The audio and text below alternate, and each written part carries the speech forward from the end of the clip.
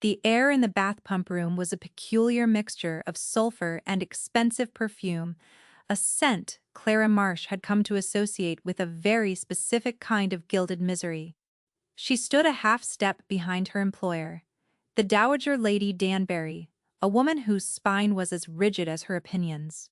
Clara's role was simple: to be a silent, agreeable shadow, to fetch the foul-smelling water, to hold the shawl, and to absorb the ambient complaints about the damp, the crowds, and the general decline of respectable society. Her own decline had been far more specific. A governess dismissed without a reference, the victim of a lie, told by a spoiled charge to avoid blame for a broken vase. It was a small, petty catastrophe, but it had been enough. Without a good name, a governess was nothing, so she had become a companion, a position with even less status, and far more public humiliation. Lady Danbury gestured impatiently with a gloved hand. "Of the water, Miss Marsh? Is it so difficult to recall?" "Not at all, my lady." Clara moved with quiet efficiency toward the attendant, her worn gray silk dress a whisper against the marble floor. She was invisible here, a piece of functional furniture, and most of the time she was grateful for it.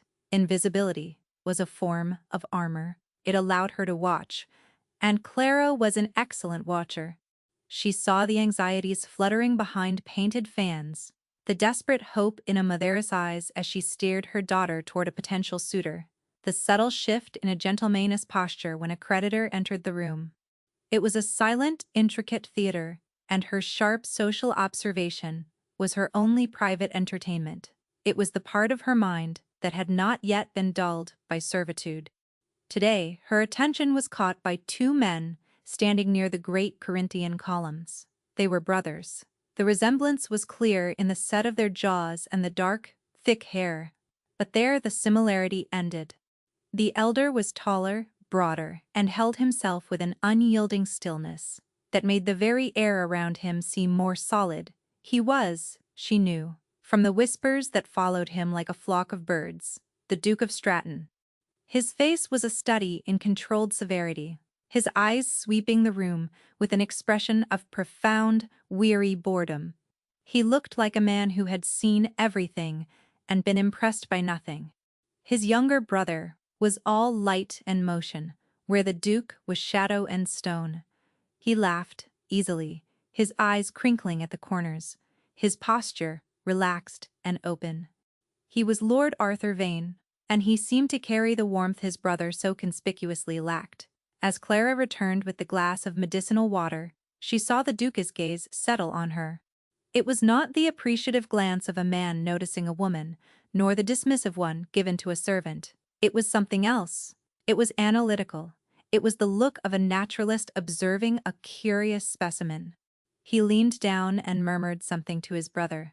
Lord Arthur Raw's gaze followed his, and for a moment his friendly eyes met Clara's. He offered a small, almost imperceptible smile. Clara's training. She lowered her gaze, presented the glass to Lady Danbury, and retreated to her proper place. But she had seen the Duke's mouth form the words, had read them on his lips as clearly as if he had shouted them. "Shays, clever, for a woman." The phrase landed not like a compliment, but like a neatly placed pin, securing her to a board for closer inspection. It was a judgment delivered from an impossible height, dismissive in its faint praise. Cleverness, in a woman, was a novelty, an amusing trick, not a quality of substance. The words echoed in the quiet, orderly spaces of her mind. A new smudge on an already tarnished sense of self, self-sufficient. The word for a horse that does not need to be fed. She pushed the thought away, straightening a wrinkle in Lady Danbury's shawl. She was here to be useful, not to be seen, and certainly not to be judged by a duke who looked as though he found the entire world a tedious disappointment. But Lord Arthur, it seemed, had a different opinion. Later that afternoon, while Lady Danbury napped, Clara took a rare hour to herself, walking along the manicured paths of the Sydney Gardens. She carried a book, but she did not read. Instead, she watched the play of sunlight on the canal, feeling the brief, sharp pleasure of being unobserved. A Miss Marsh, is it not? The voice was warm and unexpected. She turned to find Lord Arthur Vane standing there, a genuine and slightly hesitant smile on his face. He was even more handsome up close, without the formidable shadow of his brother beside him. "A Lord Arthur," she said, her surprise evident. She executed a small curtsy, the movement stiff from disuse. Companions were rarely addressed directly by anyone of his rank. My brother and I saw you in the pump room this morning," he said, his tone easy and conversational. You navigate Lady Danbury with the skill of a seasoned admiral steering a galleon through a storm." It was an observation so close to her own private thoughts that it felt like an intrusion. "A Lady Danbury has firm convictions, my lord." He laughed, a rich, pleasant sound, a masterful understatement. "My brother, the Duke, he noticed it as well. He has an eye for strategy." There it was again. The Duke. The observer, the judge. Clever for a woman. The echo was fainter this time, but it was there. She met Lord Arthur's gaze directly, a flicker of her own guarded irony surfacing. "And, does the Duke often find the management of elderly ladies a subject of strategic interest?" Lord Arthur's smile widened. He seemed delighted by her directness. My brother finds everything a subject of strategic interest. It is his blessing and his curse. He sees the world as a great, complicated clockwork, and he is forever looking for the misplaced gear or the overwound spring. He noticed your efficiency, the way you anticipated Lady Danbury's needs, the quiet way you deflected that dreadful Mrs. Gable. He was impressed. "He has a strange way of showing it," Clara said, the words out before she could stop them. It was a reckless thing to say, a truth that had no place in this polite fiction. But Lord Arthur did not take offense. He grew more serious. Yes, he does. Maxwella, he has been the Duke for a very long time. He is encased in it. He observes, he analyzes, but he so rarely participates. I, on the other hand, prefer to simply enjoy the music of the clock, rather than taking it apart to see how it works." His eyes held hers, "and I thought the music this morning was particularly fine. Over the next 2 weeks, Lord Arthur made it a point to find her. He would appear during her solitary walks, join her in the lending library, or contrive to be near Lady Danbury's chair at the evening assemblies. He spoke to her of books, of London, of his travels. He asked for her opinions and listened, truly listened, to her answers. He never spoke down to her. He never made her feel like a curiosity. He made her feel like a person. He was chipping away at the ice that had formed around her heart since her dismissal, since she had learned how quickly a life could be unmade. With him, she was not Miss Marsh, the useful companion. She was Clara. And she was beginning to forget the sting of the Duca's casual assessment. She was beginning to feel the warmth of Lord Arthur's regard. The Duke was often there, in the background, a silent, watchful presence. His expression was unreadable, but Clara felt his gaze on them, analytical and cold. She could not tell if he approved or disapproved, or if he felt anything at all. He was a statue in a garden, immense and unmoving, while his brother was the sun that made the flowers grow. One evening, under the soft glow of Chinese lanterns at a fete, Arthur drew her away from the crowds, his hand resting gently on her arm. His easy smile was gone, replaced by an earnest intensity that made her breath catch. Clara," he began, his voice low. This is all going to sound impossibly fast, impulsive, and perhaps it is. But I have never been one, from my brother's brand, of cautious deliberation." He took a breath. I am asking you to be my wife." The world tilted. The music, the laughter, the gentle breeze all receded, leaving only the stunning, impossible fact of his words. She stared at him, speechless. A lord, the brother of a duke, proposing to a disgraced governess. It was the stuff of penny novels. My Lord Arthur, you cannot be serious," she finally managed, her voice a whisper. Ah, you know my situation. I have no family, no fortune, no name to speak of. I know that you are the most intelligent, kind, and graceful woman I have ever met, he said fiercely. I know that you have been dealt a cruel hand, and you have borne it with a dignity that shames everyone around you. What do I care for a fortune? I have enough. What do I care for a name? You will have mine. But her mind, her clever, practical mind, was already spinning. This was a fantasy, and fantasies had a way of shattering. A why? She asked, her voice regaining its strength. Before I answer anything, you will tell me the truth, all of it. I do not bargain with half a story. Did your brother put you up to this? Is this some sort of project? An act of charity? The question hurt him. She saw it in his eyes. But he did not flinch. The truth, he said, his gaze unwavering. The truth is, my brother's comment is what made me truly look at you. He pointed you out, yes. He said, well, he said you were clever. It was his way of noticing you, but he noticed you like a painting he might acquire. I looked, and I saw a woman I wanted to know. I sought you out for myself, Clara. Every conversation, every that was me, not him. I am not my brother's agent. I am asking you to be my wife because I have, in this ridiculously short amount of time, fallen completely in love with you. Ah, she searched his face, her observer's eye looking for the lie, the hidden motive, the subtle tell of deception. She found none. There was only sincerity, warm and absolute. And in that moment, she understood the difference between the two brothers. The Duke saw a clever woman and filed the observation away. Lord Arthur saw a clever woman and fell in love with her. She thought of her life, a long corridor of gray, silent rooms, of servitude and quiet humiliation. He was offering her the sun. I will not be a charity case, she said, her voice steady, though her heart was hammering against her ribs. It was her one condition. I will not be a project or a whim you grow tired of. I must be your partner. My partner, he repeated, his face breaking into a radiant smile as he understood she was accepting my partner in all things. That is all I want. He took her hand, his grasp firm and warm, and lifted it to his lips. A Clara Vane. It sounds right. A Clara Vane.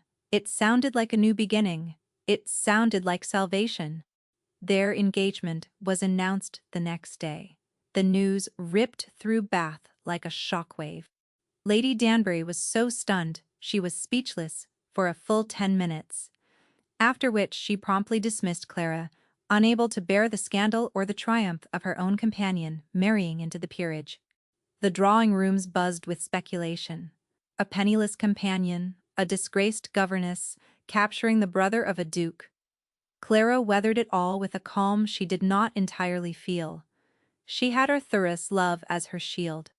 The only reaction that truly mattered to her, the one she dreaded and craved in equal measure, was the Duchess. He received the news from his brother in the study of their rented house. Clara was summoned, standing beside Arthur as he made the announcement. The Duke of Stratton looked from his beaming brother to Clara, his face an impenetrable mask. For a long moment, he said nothing.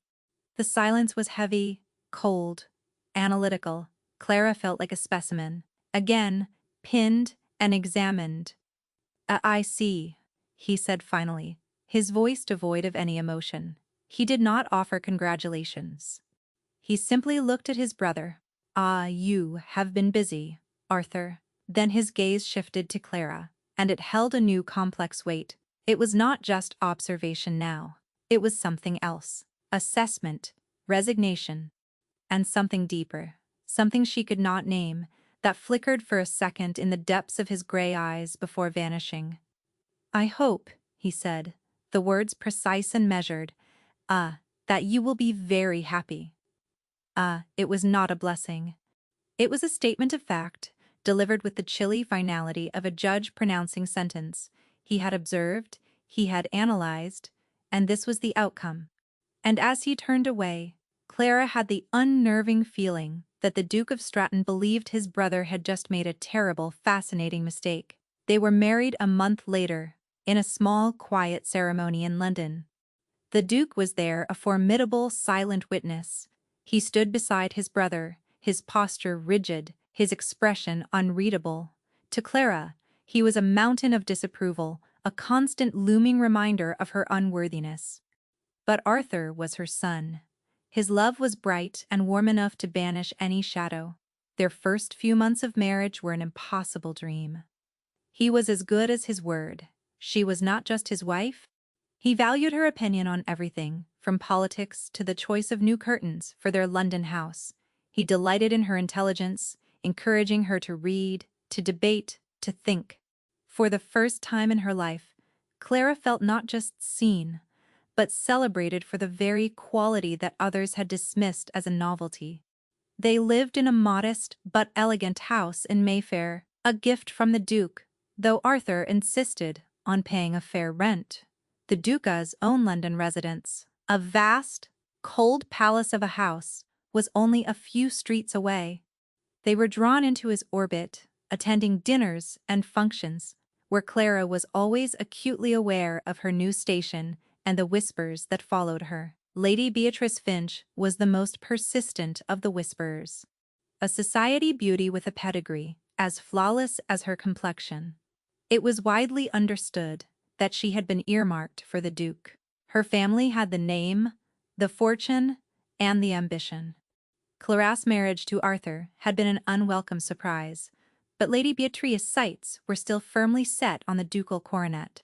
She treated Clara with a kind of sweet, condescending poison that was far more unnerving than open hostility.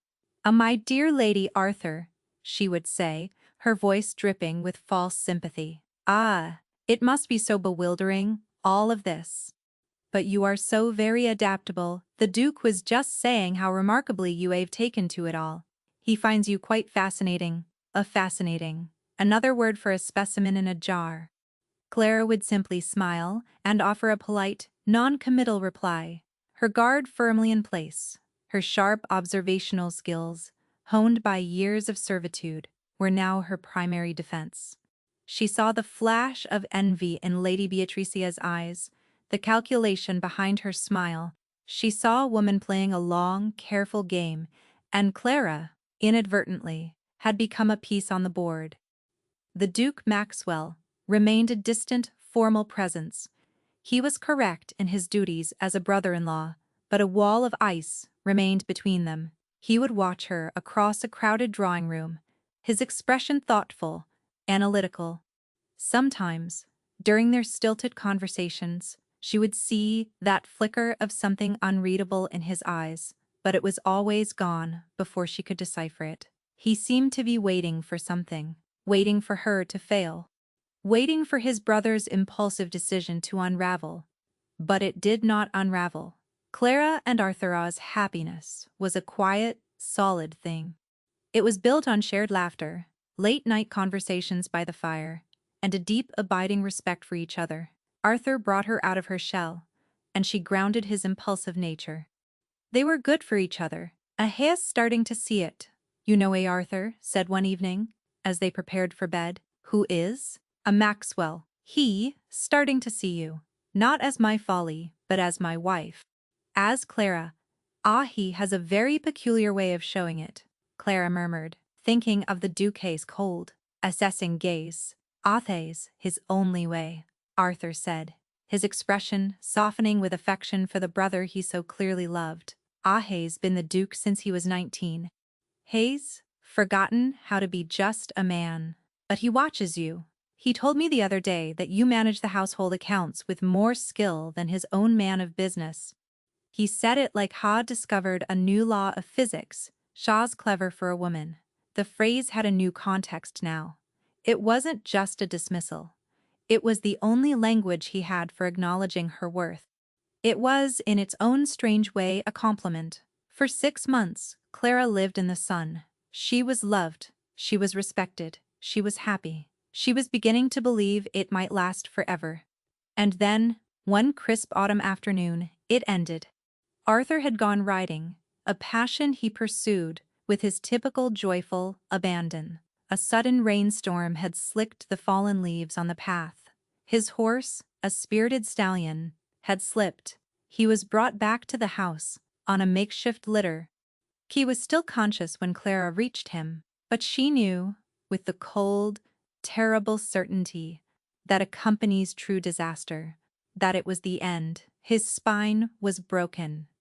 The Duke was there within minutes, his face a mask of stone, but his eyes, for the first time, were stripped bare. In their depths, Clara saw a pain so profound, it was terrifying. His breathing was shallow. "Ah, Clara," he whispered, his voice strained. "Ah, my Clara!" "Here, my love," she said, her voice impossibly steady, as her world shattered around her. He looked past her, his gaze finding his brother.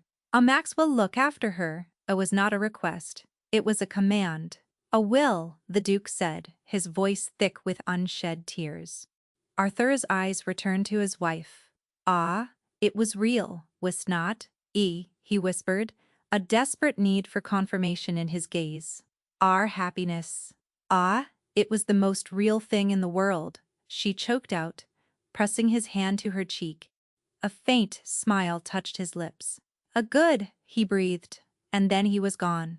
The silence that fell in the room was absolute, a crushing weight. Clara stood frozen, still holding her husband's hand, feeling the last of his warmth fade. The sun had gone out. She was vaguely aware of the Duke giving quiet, clipped orders, of servants weeping, of the world moving on around her while she was trapped in the single, horrifying moment of loss. Maxwella the Duca placed a hand on her shoulder. It was meant to be a gesture of comfort, but his touch was heavy, formal, the touch of a man performing a duty. He is gone, Clara," he said, his voice rough. He used her first name. It sounded strange, alien, coming from him. She could not, respond. She was the Dowager Lady Arthur Vane, now a widow. Her brief, beautiful rescue was over. She was once again in a precarious, uncertain position. Only this time, she was not just a dismissed governess. She was the widow of a duca's brother, a woman with a tenuous connection to a world she had only just begun to inhabit. And her fate now rested in the hands of the cold, analytical man who had first dismissed her as a curiosity and who was now bound, by a deathbed promise, to look after her. The man who had been isolated by his reputation was now yoked by duty to the woman his brother had loved. The reverse rescue had begun, though neither of them knew it yet. In the suffocating weeks that followed Arthur's death, Clara moved through the world as if wrapped in gauze. Sounds were muffled, colors were muted, grief was a physical presence, a cold, heavy cloak she could not take off. The London house, once so full of laughter and light, felt vast and empty. The Duke was a constant, disquieting presence. He handled everything: the funeral arrangements, the legalities, the endless stream of condolences. He was brutally efficient, a machine of duty.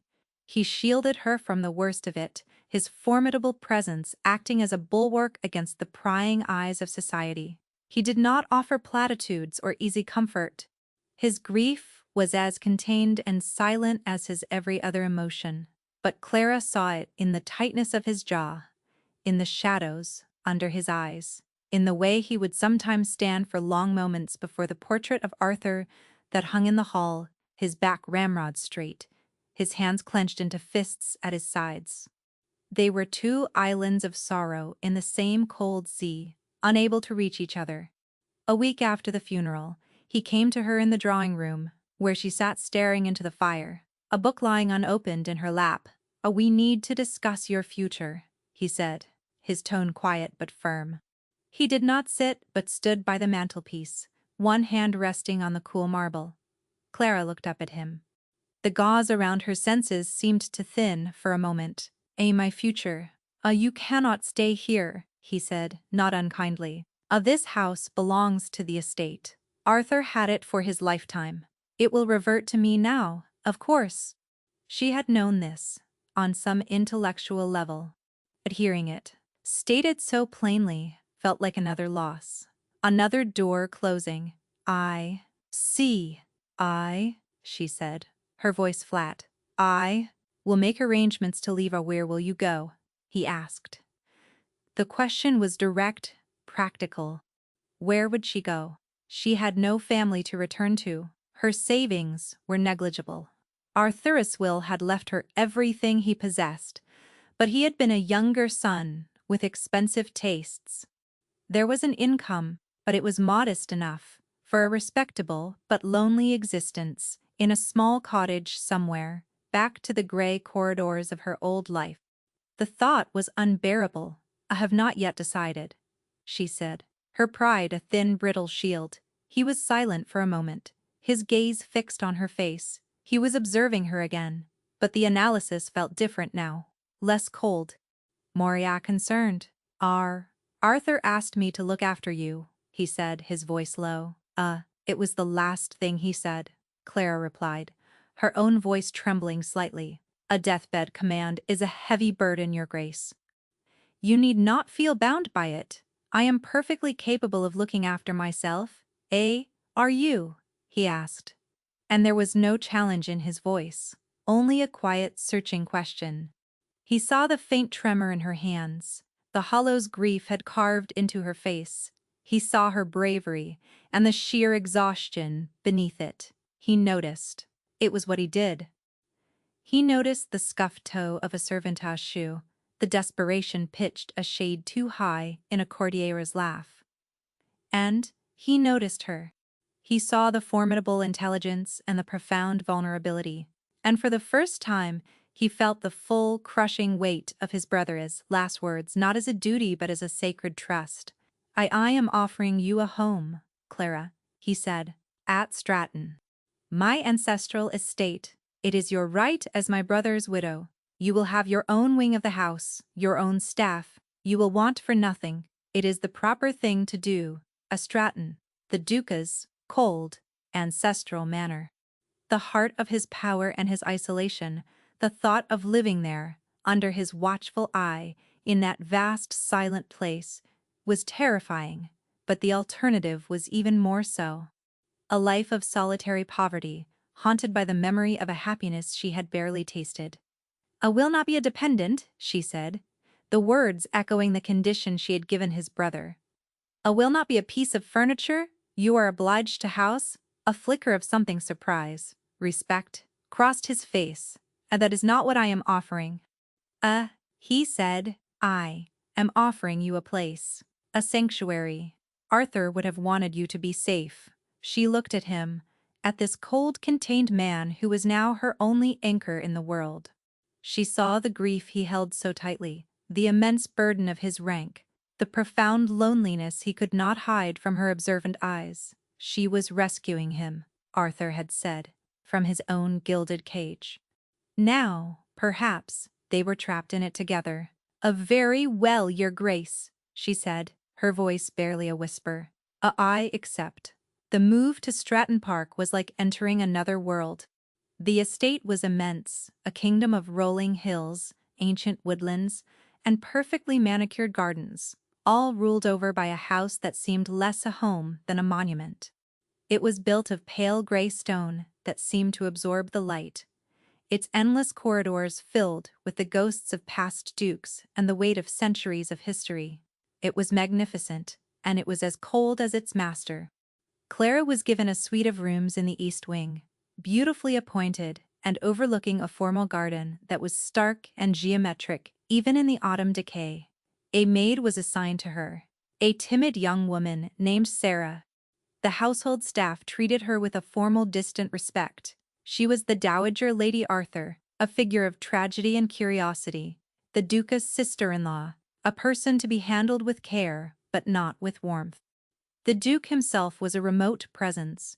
He was consumed by the endless work of his estate. He would join her for dinner in the cavernous dining hall, the two of them seated at opposite ends of a table that could have hosted 30. Their conversations were stilted, formal affairs, revolving around the weather, estate matters, or neutral topics from the London papers. He continued to watch her, his gaze thoughtful and intense. He seemed to be measuring her, waiting. Clara in turn watched him. She saw the way his tenants revered and feared him. She saw the toll his duties took on him, the lines of fatigue etched around his eyes. She saw a man who had everything and nothing, a king in a cold, empty castle. Loneliness was the one thing they shared. Clara's grief was a raw, open wound. His was a locked room to which no one had the key. But in the shared silence of the great, cold house, a strange, unspoken understanding began to grow between them. Slowly, tentatively, Clara began to live again. She found the estate library, a magnificent two-story room filled with thousands of books, and lost herself in them. It was a refuge, a place where her mind could stretch and breathe. One evening, the Duke found her there, perched on a ladder, reaching for a volume on the high shelves. "I did not realize you were a student of Roman agricultural practices," he said, his voice startling her. She looked down, a sheepish smile touching her lips for the first time in months. I was curious about your crop rotation methods. The steward mentioned you had implemented a new system based on classical models. He raised an eyebrow, a flicker of genuine surprise on his face. He came closer and looked at the ledger she had been studying, which Shade brought with her from the estate office. You have been looking at the accounts." It was a statement, not a question. The steward, Mr. Hobbs, was complaining about the yields from the north fields. "I thought I might see if I could find the discrepancy." She explained, feeling suddenly audacious. It is a simple mathematical error in the calculation of the seed distribution." He was carrying the wrong figure forward from the previous quarter. Maxwell took the ledger from her and examined the page she indicated. He was silent for a long time, his brow furrowed in concentration. Then he looked up at her, and his expression was one she had never seen before. It was raw, unadorned respect. Mr. Hobbs has been managing these accounts for 30 years, he said, his voice quiet with astonishment. And you found this in an afternoon? She's clever for a woman." The old wound twinged, but this time it felt different. It was not a dismissal. It was a dawning realization. Numbers are logical," Clara said simply. They do not have opinions." From that day on, something shifted between them. He began to seek her out, not just for the formal ritual of dinner, but for conversation. He would find her in the library and ask her opinion on a new land enclosure bill. He would walk with her in the gardens and speak of his plans for the estate, listening intently to her thoughtful observations. He started to treat her not as a grieving widow to be sheltered, but as an intelligent colleague. He was consulting her, relying on her. He was, she realized with a start, lonely. The Duke of Stratton was surrounded by people, by servants, and tenants, and sycophants. But he had no one to talk to. His brother had been the only person who could breach the walls of his rank. Now, there was only Clara. She, in turn, began to see the man beneath the ducal armor. She saw his fierce, protective loyalty to his people, his deep love for his land, his quiet, hidden grief for the brother he had adored. The cold house of Stratton began to feel a little less cold. The thaw was imperceptible, like the first hint of spring after a long, hard winter. He began to appear in her parts of the house, drawn as if by an invisible thread. He would find her arranging flowers in the morning room, a task she had taken on to bring some life into the somber interiors, and would stay for a moment, simply watching. He did not speak of Arthur, not directly, but his brother Oz' presence was a constant, unspoken third party in their slowly evolving relationship.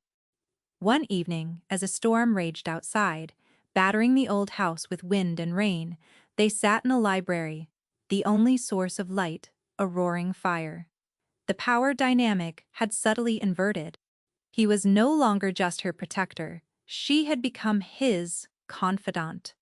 He spoke of his father, a cold, demanding man who had groomed him for the dukedom with relentless pressure, teaching him that emotion was a weakness and duty was I was taught to see the world as a series of assets and liabilities, he said, his voice low, his gaze fixed on the flames. It is a very efficient way to live. It is also a very empty one. Arthur was the only one who refused to be a ledger entry. He was all impulse and heart. He loved you very much, Clara said softly. Ah, and I failed him? Maxwell said the words stark and painful. I saw his love for you as a liability, a reckless decision. I watched your marriage, waiting for it to fail. I was wrong. He saw what I was blind to. He saw your heart. I only saw your mind. It was the closest he had ever come to an apology, to a confession. The wall of ice between them cracked. In that moment he was not the Duke of Stratton. He was just Maxwell, a man filled with regret and a profound, aching loneliness. And Clara, looking at him, felt not pity, but a deep, unexpected surge of empathy. She was beginning to see the prisoner in the cage, and her heart, which she had thought broken beyond repair, began to ache for him. The world, however, had not forgotten them. As winter gave way to a tentative spring, society began to whisper, the grieving widow, living in the Duca's house. The handsome unmarried Duke, spending his evenings in conversation with his brother's wife. It was a situation ripe for scandal. Lady Beatrice Finch, in particular, watched the developments at Stratton with sharp, narrowed eyes. The Duke had not returned to London for the season. He remained at his country estate, in the company of the very woman who had, in her view, stolen a place in his family. Her own ambitions were being thwarted by a penniless nobody, and she would not stand for it. The Duke announced he would host the annual tenants' ball at Stratton. It was a tradition, a cornerstone of the local social calendar. It would be the first major event at the house since Arthur's death, a signal that the official period of mourning was ending. Clara knew it would be an ordeal. She would be on display, her position in the household, scrutinized by every guest. Lady Beatrice and her mother would be there, their eyes like scalpels. She chose her gown with care, a simple, elegant dress of deep violet silk. It was modest, appropriate, for a widow, but it was not the gray of servitude or the black of fresh grief. It was a statement of quiet survival. When she descended the grand staircase, Maxwell was waiting at the bottom. He was dressed in formal evening attire, looking every inch the powerful, formidable Duke. But as he saw her, his expression softened, and a look of unguarded admiration crossed his face. Clara, he said, his voice low. You look beautiful. He offered her his arm, and as they entered the ballroom together, a hush fell over the assembled guests. They were no longer two separate figures of grief. They were a pair, and in that moment, Clara knew the whispers would become a roar. The ball was a dazzling affair. The great ballroom, so often cold and silent, was filled with music, laughter, and the scent of 1,000 flowers, but for Clara it was a battlefield. She could feel the weight of 100 pairs of eyes, feel the speculation in the air. Lady Beatrice found her near the refreshment table, her smile as bright and sharp as a shard of glass. My dear Clara," she cooed. How brave of you to attend. And in such a vibrant color. One might almost think you were no longer in mourning. A grief is a matter of the heart." "Lady Beatrice, not of One's wardrobe," Clara replied, her voice calm and even. Beatrice's smile tightened. "Of course. And you have found such a comfort here at Stratton. The Duke is so very attentive. It is almost as if he is trying to make up for his brother's hasty choice by being doubly kind to his widow." The insinuation was clear. Clara was a charity case, a burden the Duke had graciously shouldered. The Duke is a man of honor," Clara said quietly. He honors his brother's memory. I am sure you understand the concept." The barb hit its mark. Beatrice's eyes flashed with anger. It was then that her mother, Lady Finch, joined them, her expression one of grave concern. With them was another woman, a Mrs. Gable, a notorious gossip from Bath, whom Clara vaguely remembered. The trap was sprung. Lady Arthur," Lady Finch began, her voice carrying across a sudden lull in the music. Mrs. Gable was just telling us the most curious story about your time in Bath. She says you were dismissed from your post as a governess, under something of a cloud. The area around them went silent, heads turned. This was it. The engineered public humiliation. A broken vase, I believe she said, Beatrice added, her voice laced with false pity. And a lie to cover it. Such a sad, sorgerable affair. To think Lord Arthur never knew the truth of the woman he married. The accusation hung in the air, ugly and venomous. They were painting her as a liar and a trickster, a woman who had deceived a naive young man into a disastrous marriage. They were trying to destroy her reputation, to make her position at Stratton, her very presence in this world untenable. Clara stood frozen, the blood draining from her face. All eyes were on her, waiting for her to crumble, to deny, to weep. She could feel the weight of their judgment, the triumph in Lady Beatrice's eyes. She thought of Arthur. It was real, wasn't it? Our happiness.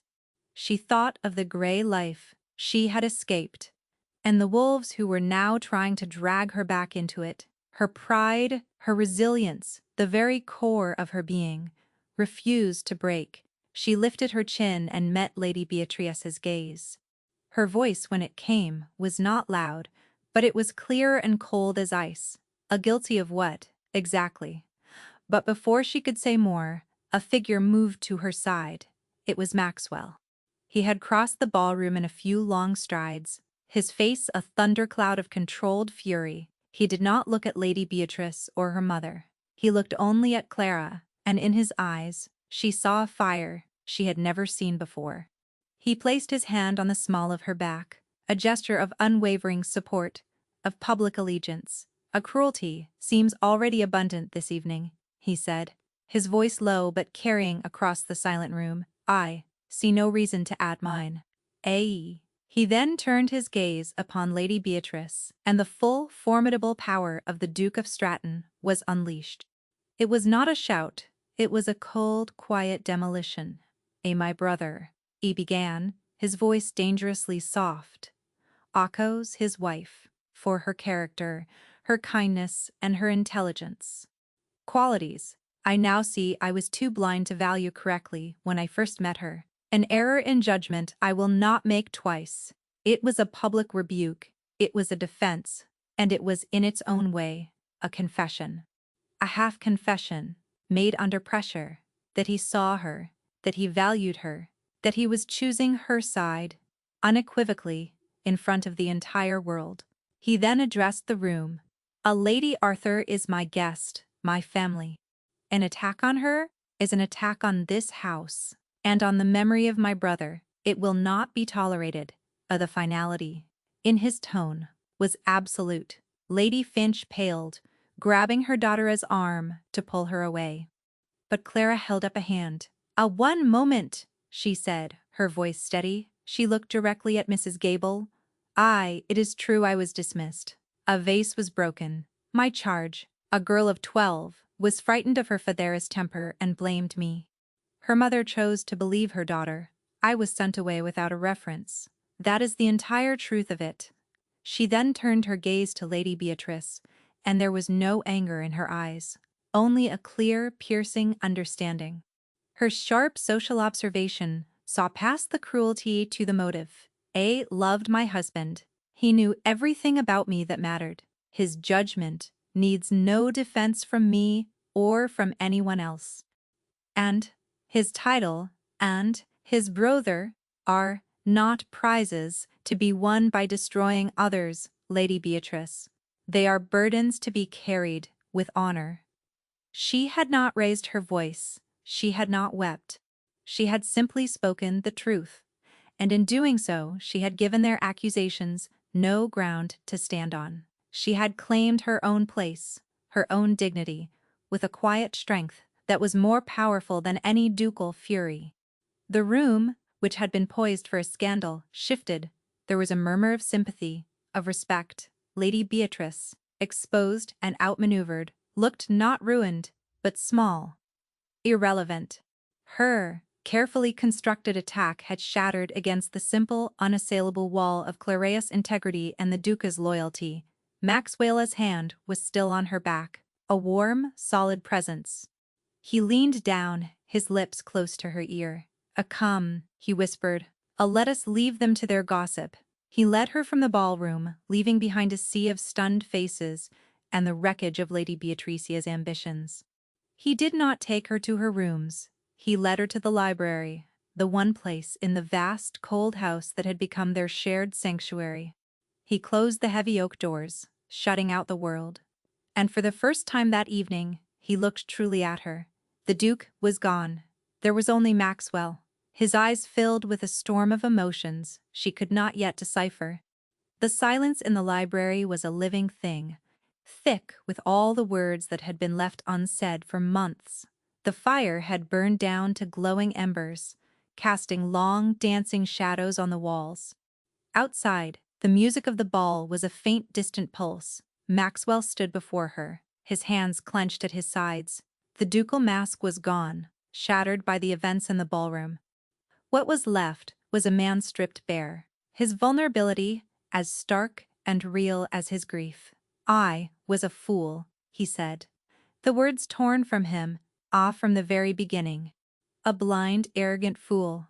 He began to pace a caged animal in his own library. That day in Batha, I stood there looking at you, and I saw a puzzle, a well-ordered mechanism. I saw your competence, your quiet management of that dreadful woman, and I categorized it. A clever for a woman. I said it to Arthur as if I were commenting on a well-bred horse. An object that performed its function with unusual grace. He stopped and faced her, his eyes burning with self-reproach. Arthera, he didn't see a mechanism. He saw a soul. He saw you. And I was so certain of my own judgment that I dismissed his feelings as an infatuation, a reckless whim. I spent the first months of your marriage watching you, waiting for the flaw to appear, for the clockwork to break down, waiting for my cynical worldview to be proven correct. Clara said nothing, her heart hammering against her ribs. She was watching the complete deconstruction of the man she thought she knew, and then he was gone, Maxwell whispered, his voice cracking. He finally looked at her, and his gaze was filled with a raw, desperate honesty, and I was left with his last command. "I'll look after her." I thought it was a duty, a burden, another responsibility for the Duke to manage. I brought you to Stratton, to put you on a shelf, to keep you safe and contained. Like a precious, fragile object my brother had left behind.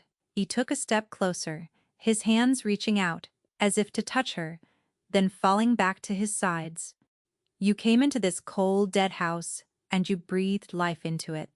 You found the error in the ledgers. You filled the rooms with flowers. You sat with me in this library and you listened. You listened to the man, not the title. You saw the prisoner in the cage. You became the only person in the world I could talk to. The only person I wanted to talk to. He was standing before her now, so close. She could feel the heat from his body. The joke, Clara, was that I thought I was rescuing you, fulfilling my duty. But the truth is you rescued me. You walked into the absolute center of my isolation, and you showed me what a hollow, empty thing my life had been. You became the heart of this house. You became the heart of my life. Tears were streaming down Clara's face, silent and hot. But she held his gaze, her own mind, her clever, wounded mind, still fighting. "And is this guilt, Maxwell?" she asked, her voice trembling but firm. "And is this pity for your brother's widow? Do not say these things, if it is only gratitude. I will not be a substitute for the penance you feel you owe him." His expression was one of pure anguish. "No," he said, his voice thick. Do you think this is easy for me? To stand before you, the woman my brother loved, and admit that I have fallen in love with you myself. It feels like a betrayal. It feels like the most honest thing I have ever done." He finally reached out and took her hands, his grasp gentle but firm. "I do not love you out of guilt. I love you. For the mind I once dismissed and the heart I was too blind to see. I love you for your courage tonight, for your quiet strength, for the way you look at the world and see the truth of it. I love you, Clara, not as Arthur's widow. As you he searched her face, desperate for a sign. He brought us together.